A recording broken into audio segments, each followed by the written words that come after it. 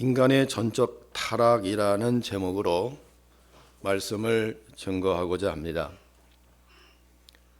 1618년에서 1619년 5개월간에 걸쳐서 네덜란드 노르토라는 공의회에서 알미니안주의자들을 대응하기 위해 깔뱅의 5대 교리를 선포했습니다.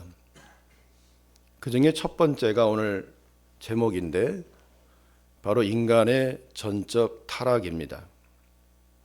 5가지가 있는데 지난번에 와서 설명해 드렸어요. 그래서 우리는 오늘 인간의 전적 타락, 그러니까 알미니안주의는 아니다, 그냥 부분적으로 타락했고, 그렇게 사람이 나면서부터 죄인으로 태어나는 것은 아니다. 도덕적인 선이 있기 때문에 일부분만 타락했다.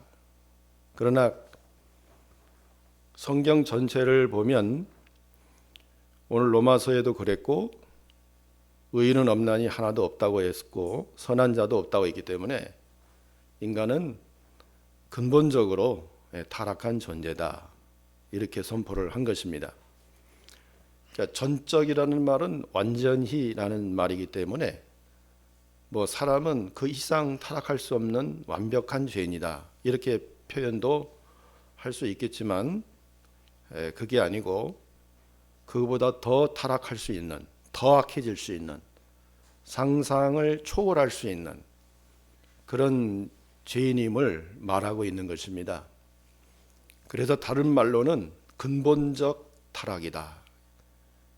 뿌리 자체가 이미 그 저주에서 태어났다, 죄악의 저주 아래 있다, 이런 뜻이 되겠습니다. 러시아에서 얼마 전 뉴스입니다만 21일째 되는 어린 아이를, 아기죠, 아기, 5살 된 언니가 창밖으로 집어 던져서 사망하게 하는 일이 발생했습니다. 캄보디아에서 그 사기 취직으로 끌려간 사람들이 고문당하는 그런 끔찍한 장면이 유튜브에 돌아서 우리나라 사회에 커다란 충격을 안겨주고 있습니다. 하마스는 자국민이 이스라엘 사람들에게 부역했다는 이유로 마구잡이로 학살하고 있습니다. 세계 각지에서 이런 전쟁과 학살로 인해서 끔찍하고 흉측한 소문이 계속해서 들려오고 있습니다. 이런 인간의 죄악된 행위들은 바로 전적 타락한 죄인이라는 그 본문의 말씀에 지나지 않습니다. 성경에서 말씀하신 인간의 타락은 그 죄 아래에 있다.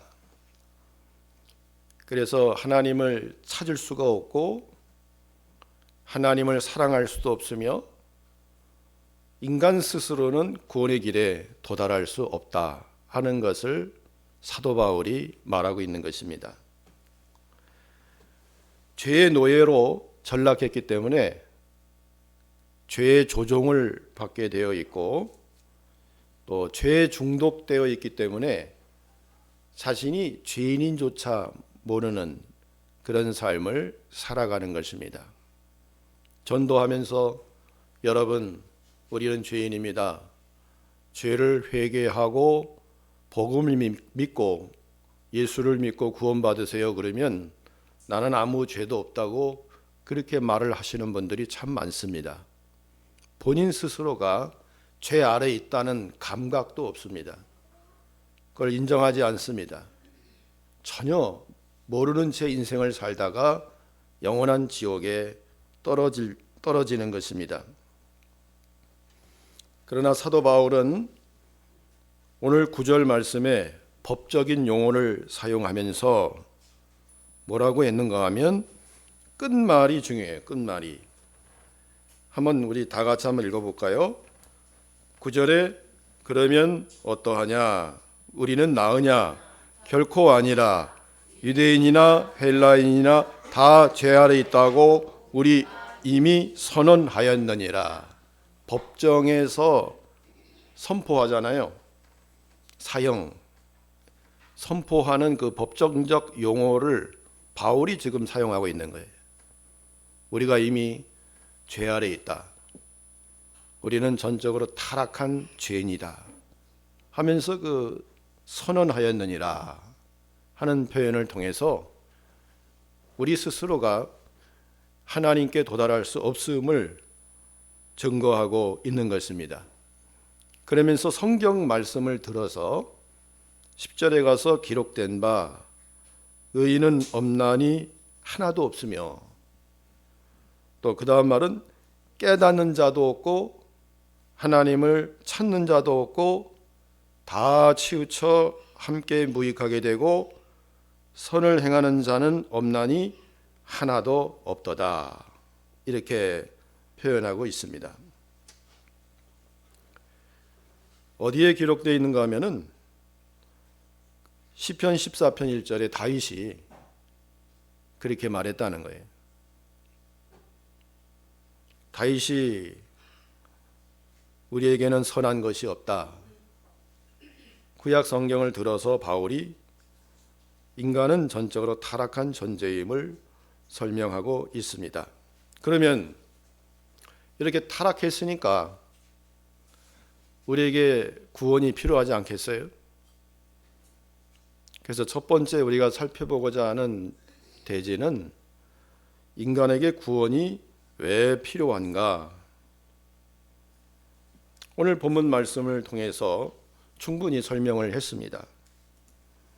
법정적으로 이미 선언했고 하나님을 찾는 자가 없기 때문에, 의인이 없기 때문에, 선한 사람이 없기 때문에 구약 성경에도 이미 기록되어 있어서 하나님은 우리에게 예수 그리스도를 보내셔서 십자가에 죽어 구원의 길을 완성하게 하시고 그분을 믿음으로 구원받도록 그렇게 길을 열어 놓으신 것입니다. 자, 시편 14편 1절을 보면 누가 한번 읽어 주시겠습니까? 시편 14편 1절, 성경에 무엇이라 기록되어 있다고 바울이 자꾸 말하는가? 그러면 우리가 한번 구약 성경을 펴볼 필요가 있지 않겠습니까? 어리석은 자는 그의 마음에 이르기를 하나님이 없다 하는도다. 그들은 부패하고 그 행실이 가증하니 선을 행하는 자가 없도다. 네, 그러니까 인간은 처음부터 어리석은 자라고 했습니다. 그래서 그 마음에 하나님이 없다. 우리가 처음에 다 하나님 없다고 그랬지 처음부터 하나님이 살아계시다 하신 분 계세요? 예수 믿기 전에는 그냥 우리가 살아 있으니까 인간으로서 사는 존재로 알고 있었을 뿐, 우리를 만드신 창조주 하나님이 살아계시다는 것은 전혀 알 수 없었어요. 그래서 그런 사람들을 어리석은 자라고 했고, 그들의 특징은 부패하고 그 행실이 가증하고 선을 행하는 자가 없다 그랬습니다.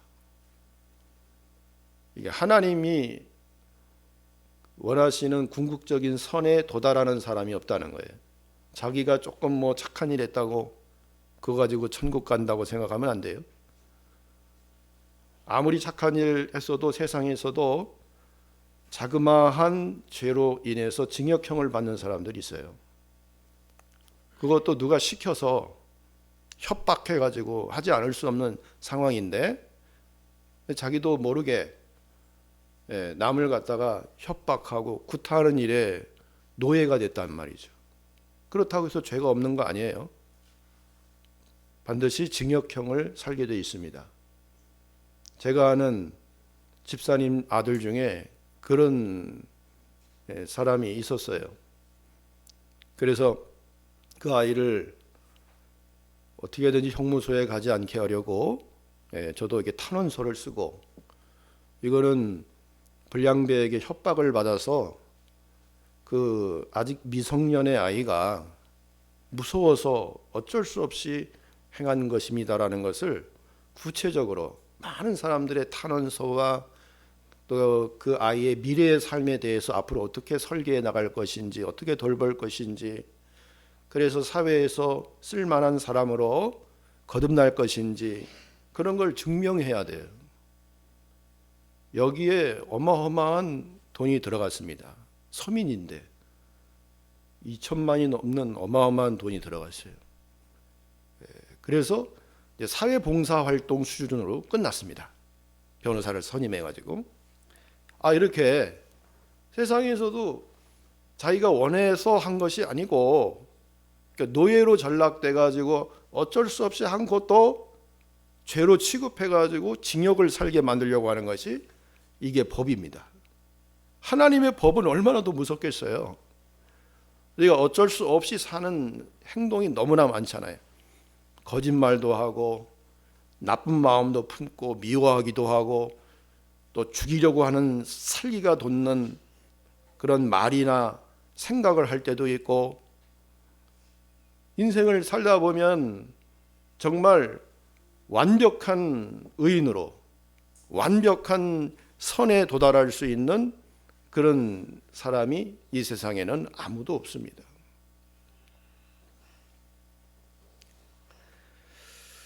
그래서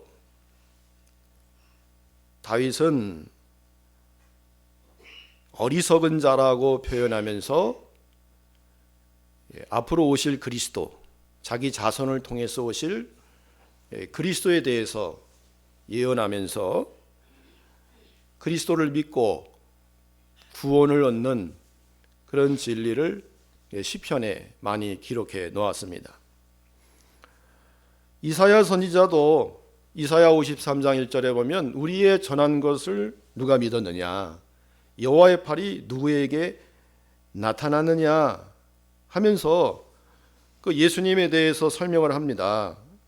그는 주 앞에서 자라나기를 연한 순과 같고 또 마른 땅에서 나온 뿌리 같아서 고운 모양도 없고 풍채도 없은즉 우리가 보기에 흠모할 만한 아름다운 것이 없는데 사람들에게 멸시를 받아서 버림받았고 또 고통을 많이 겪었고 병고를 앓은 분이라고 했습니다. 사람들이 예수님을 멸시했다. 예수님을 버렸다.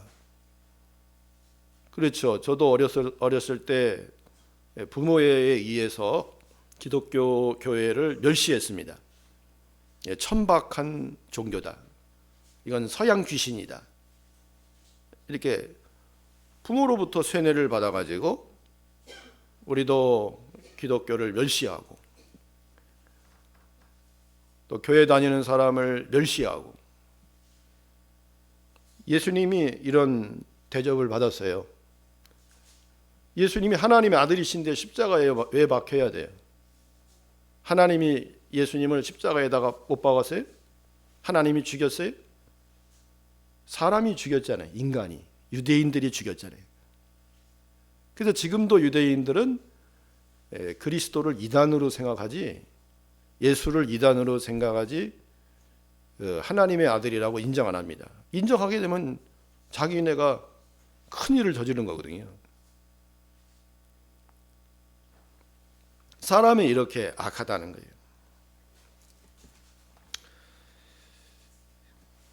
아담 이후로 모든 인간은 죄로 말미암아 의롭지 못하고 또 하나님을 찾지도 아니하고 무익하고 선을 행하는 자가 없다고 이렇게 말씀을 행하십니다.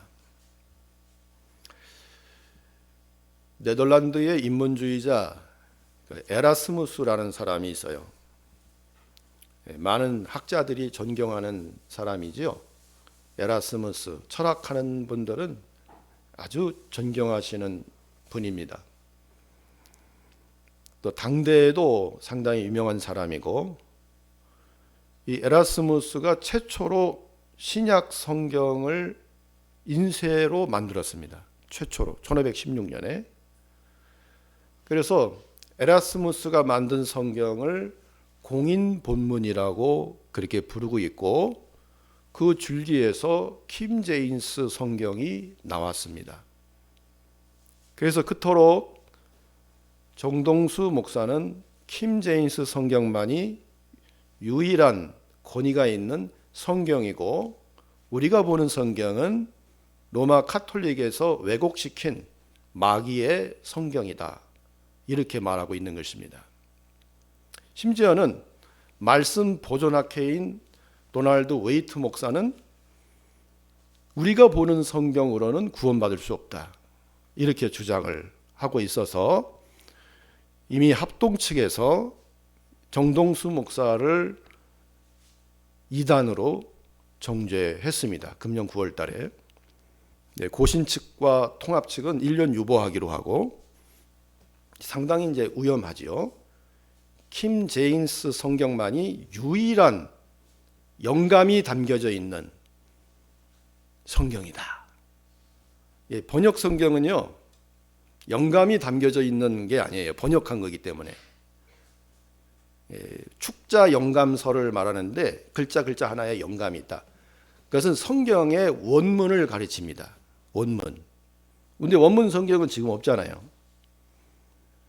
아직까지 발견이 안 돼 있고, 또 2000년이 지났기 때문에 아무래도 종이 그때 그 파피루스로 다 기록해 놨기 때문에 다 삭아서 없어지지 않았겠어요? 파피루스는 식물이잖아요. 그러니까 남아 있을 리가 없고, 또 전쟁으로 인해서 불타서 소실되었을 가능성이 매우 높습니다. 그래서 인쇄술이 발달하지 않았을 때는 계속해서 필사를 한 거예요. 옮겨 적는 거예요, 성경을.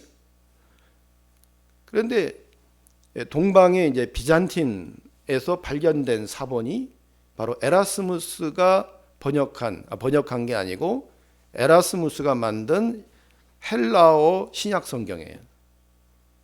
근데 아이러니하게도 에라스무스는 인문주의자요, 카톨릭의 사제였습니다. 그리고 그는 마틴 루터와 반대되는 말을 했어요. 하나님의 예정을 부인하고 인간의 이성으로, 의지로 하나님을 찾아갈 수 있다. 인간은 전적으로 부패하고 타락한 존재가 아니다. 선택할 수 있다.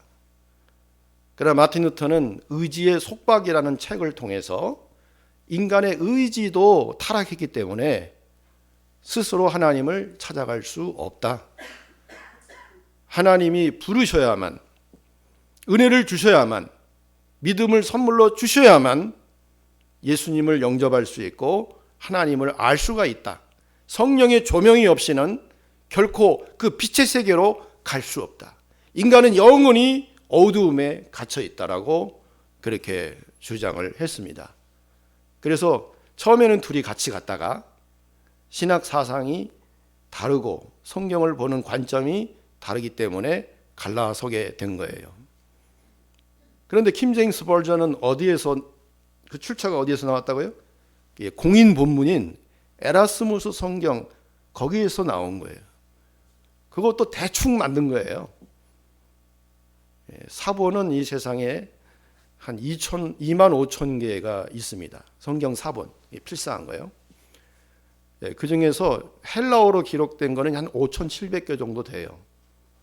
그 중에서 제일 많이 발견된 곳이 바로 비잔틴, 동방에서 발견된 거, 비잔틴 사본이라고 하고, 이 바티칸이나 시내 사본은 별로 없어요.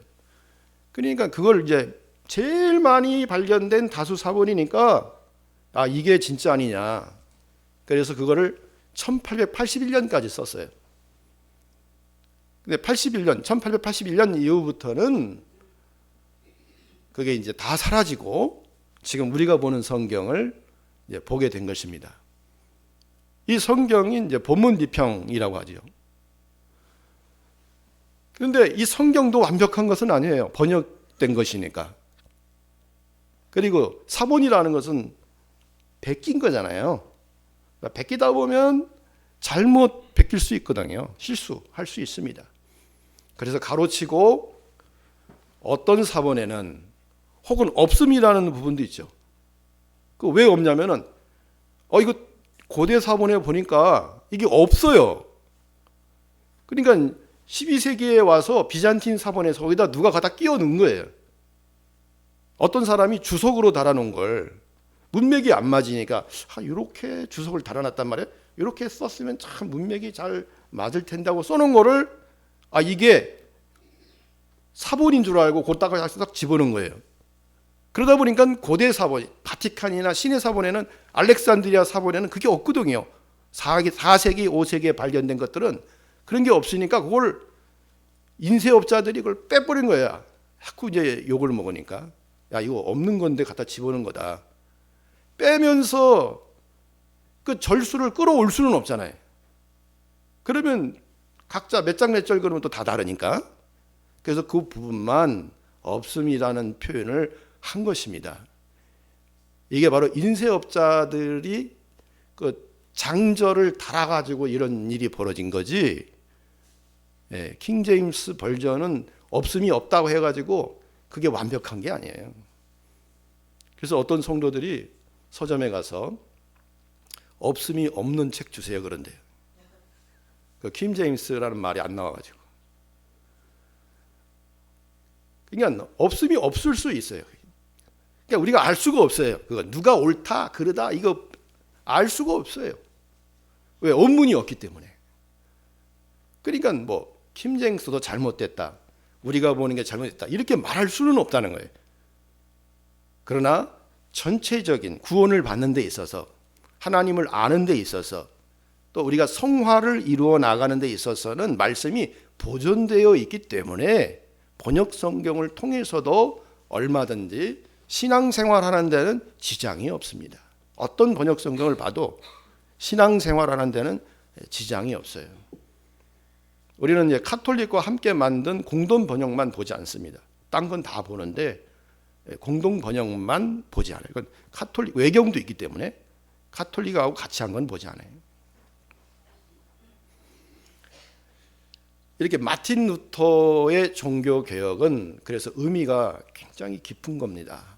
인간은 전적으로 타락한 죄인이요 구원받을 수 없는 인간의 의지마저 상실된 전적으로 타락한 죄인이라는 사실을 깨달았기 때문에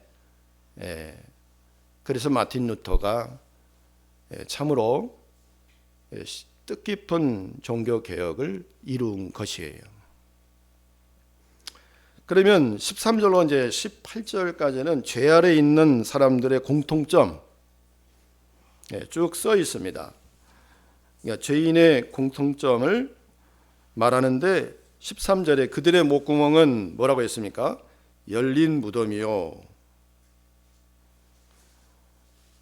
이거는 바울이 뭘 보고서 열린 무덤이요 라고 말을 했냐면 그들의 목구멍, 당시 아블루온이라고 하는 옛 뱀의 형상이 있습니다. 입을 쫙 벌리고 있는 모습이에요. 그 옛 뱀이 연약하고 순진한 자들을 삼키려고 하는 그런 모습이었습니다. 그러니까 마치 이 죄인들의 모습은 그런 옛 뱀이 입을 쩍 벌리고 있는 모습과 같다. 사악한 존재다. 열린 무덤이다. 그 무덤 파헤치면은 거기에 흉측한 해골들이 나오잖아요.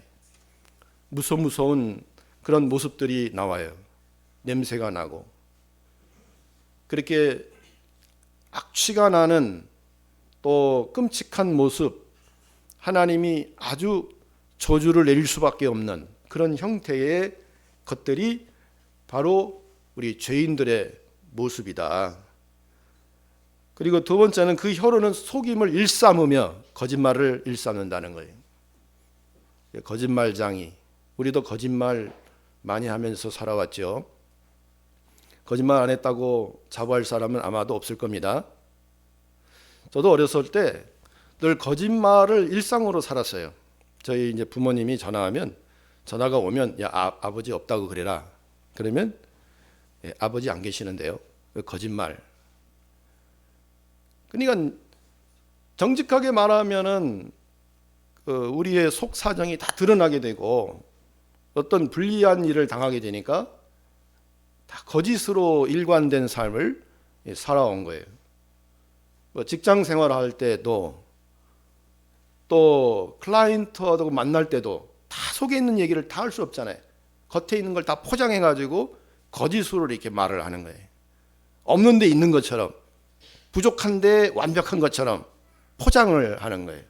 자기 자신을 포장해. 우리도 그렇잖아요. 솔직히 자기 자신에 있는 더러운 것을 다 끄집어내면 사람들에게 질타를 당하잖아요. 나라별로 그 좀 차이가 있습니다. 우리 한국은 뭐 정서적인 나라라 해서 자기 속 얘기를 많이 한다고 하지만 실제는 또 그렇지도 않아요. 보이스피싱, 아주 거짓말로 먹고 사는 직업들이잖아요. 남에게 가혹한 고통을 줘가면서 강탈해가며 그 사람의 생애 전체를 불태워버리는 그저 강력범죄자들입니다. 또 가문이설로 잘못된 전도나 설교로 배나 더 지옥자식으로 만들고 이단 종교에 빠지게 만들고 그렇게 해서 사람들을 미혹하는 그런 사이비 종교단체들이 세상에 너무나 많이 나와 있습니다. 세 번째는 그 입술에는 독사의 독이 있고 독이 묻어 있어요. 잘생긴 입술과 같고 또 매혹적인 입술을 가지고 있는데 그 입술에 독이 묻어 있단 말이에요. 그래서 우리는 문자를 볼 때 혹은 사이트를 볼 때 일단은 두려움을 가져요. 이거 잘못 눌렀다가 이 완전히 다 강탈당하는 거 아닌가? 전화를 받았을 때 야, 이 사람 혹시 보이스피싱 아닌가? 의심을 하게 되죠. 그래 아예 끊어버리죠. 그냥 모르는 문자 모르는 전화는 아예 끊어버려 무조건.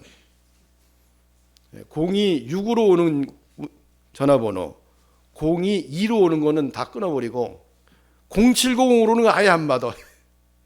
그만큼 우리 속에 이 세상이 악하다는 것을 우리가 감지하고 있는 거예요. 잘못하면 이거 당할 수 있다. 그래서 핸드폰, 휴대폰 가지고 다니는 것 자체 불감증이 좀 있습니다. 저도 있습니다. 이게. 그래서 보안을 어떻게 좀 취할까 하는 그런 것도 있고. 어떤 전도사님은 모르는 전화는 절대 안 받아요. 자기의 연락처에 등록되지 않은 전화번호는 절대 안 받아요. 그래서 제가 문자를 넣죠. 조항석입니다. 안녕하세요. 그 어르신이 돌아가셨다는데 가보지 못해 죄송합니다. 그제서야 전화가 오는 거예요. 아, 목사님이셨군요 하면서요. 또 그 입에는 네 번째 저주와 악독이 가득하다 그랬어요. 그 야고보 3장 6절에 그 야고보가 잘 표현했죠. 한번 읽어볼까요? 야고보 3장 6절에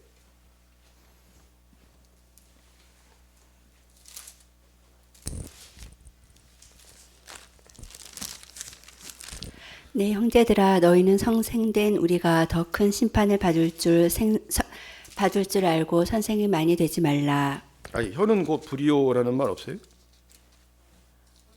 혀는 곧 불이요 불의의 세계라. 혀는 우리 지체 중에서 온 몸을 더럽히고 삶의 수레바퀴를 불사르나니 그 사르는 것이 지옥불에서 나느니라. 네, 혀가 그 지옥불에서 난다는 거예요. 혀가 결론은 네, 사람의 혀 속에 그 불이 나온다는 거예요. 불. 그래서 우리가 말할 때 열받는다 하는 표현 많이 쓰죠. 네, 열이 혀로 나오죠. 막 그래서 독설이 나오죠. 혀는 불의의 세계. 그 혀 때문에 사람 죽이고 칼을 뽑아들고 얼마 전에 뭐 할로윈 대회에서 서로 부딪혔는데 서로 말하다가 칼을 들이대는 바람에 또 경찰에 잡혀갔죠. 다 이게 혀 이거 그냥 침묵하고 가면 아무 일 없어요. 침묵하고 가면 입을 딱 닫고 아예 자크를 지퍼를 딱 닫아버려요. 아니면 다윗과 같이 여기다가 자갈을 딱 물려. 그래서 아예 말을 하지 말아요. 말을 섞지 말아요. 그러면 아무 일 없는데 여기서 막 용암이 솟아오르니까, 그러니까 그것 때문에 불행이 일어나는 거예요.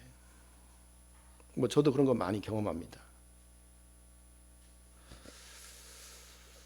저주를 좋아하는 사람들, 그러나 하나님은 그런 사람들 있죠. 저주와 악독이 가득한 사람. 우리는 당했지만 하나님이 다 보응하신다고 그랬어요. 시편 109편 17절에 보면 저주하기를 좋아하더니 그것이 자기에게 임하고 축복하기를 기뻐하지 아니하더니 복이 그를 떠났으며 저주하기를 옴니뜻 하더니 저주가 물같이 그의 몸속으로 들어가며 기름같이 그의 뼈속으로 들어갔나이다.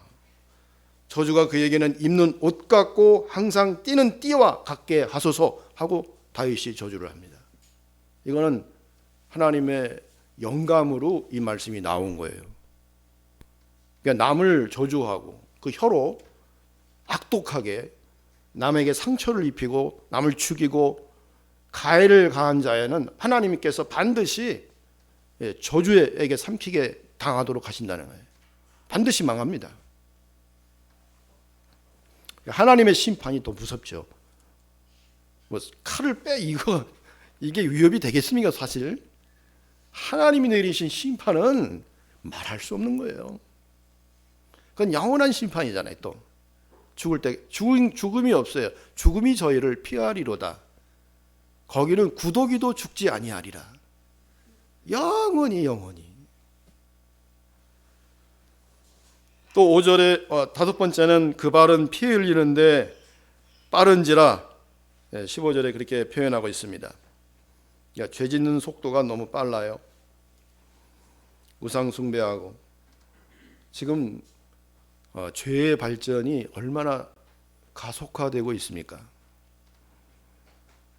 또 이 세계는 공산주의, 사회주의 진영이 나눠져 가지고 서로 이념으로 상대방의 나라에 피해를 주고 빼앗아가고 또 국권을 침탈하고, 우리나라도 이게 좀 우리나라가 우리나라인지 대한민국 국민이 살고 있는 나라인지 중국 국민이 살고 있는 나라인지 분간할 수 없을 정도로 얼마나 많은지 몰라요. 명동이나 인천이나 제가 다니는 거래처는 왜 이렇게 중국인들이 많은지 몰라요.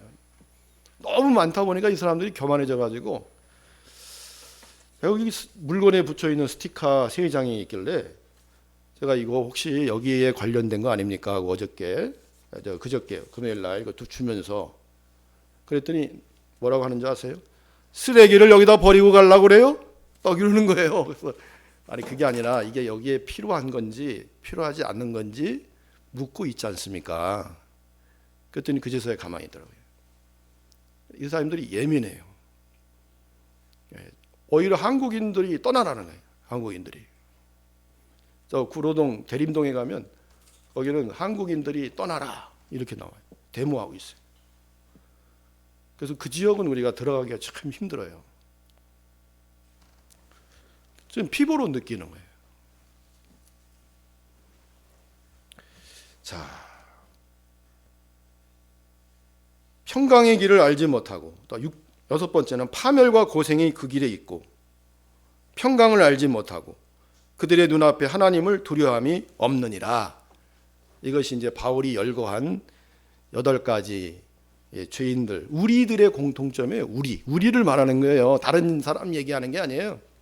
다른 사람도 포함되어 있죠. 인간 전체를 놓고 바울이 이런 법정적 선언을 하면서 거기에 대해서 8가지로 설명을 하는 것이 18절까지입니다.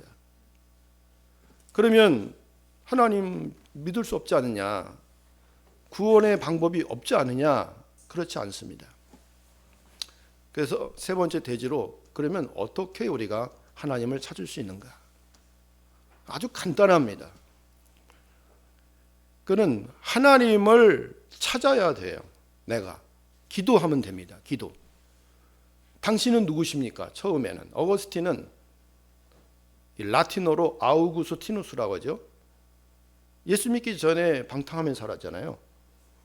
어머니의 기도로 그가 결국에는 주님을 인격적으로 만나는데 어디서 만나냐면 만이교 같은 이단도 가서 막 참여하고 그랬는데 이 마음속에서 하나님을 만나요.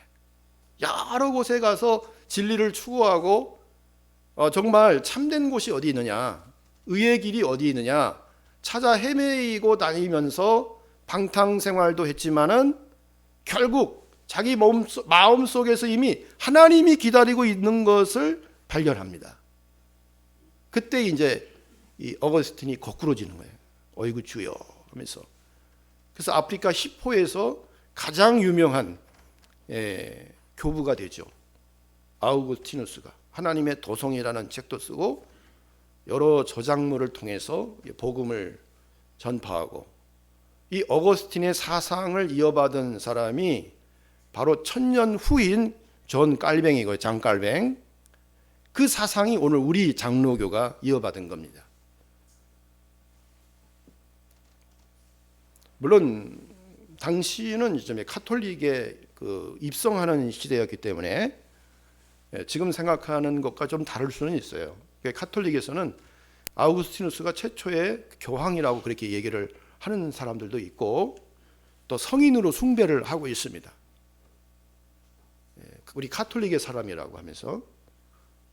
그러나 그 당시는 아직 카톨릭이 입성하기 이전이었기 때문에 교부로서 상당히 영향력 있는 하나님의 절대 주권을 믿는 그런 분이었어요. 하나님을 찾는 거예요. 그 어머니는 기도하는 거예요. 성경에도 났잖아요. 나를 찾고 찾으면 나를 만나리라. 예수님도 가르쳐 줬잖아요. 구하라. 그리하면 구할 것이고, 찾으라. 찾으면 찾을 것이고, 그러니까 얻을 것이고 찾을 것이고, 두드리면 열릴 것이라고 예수님이 말씀하셨죠.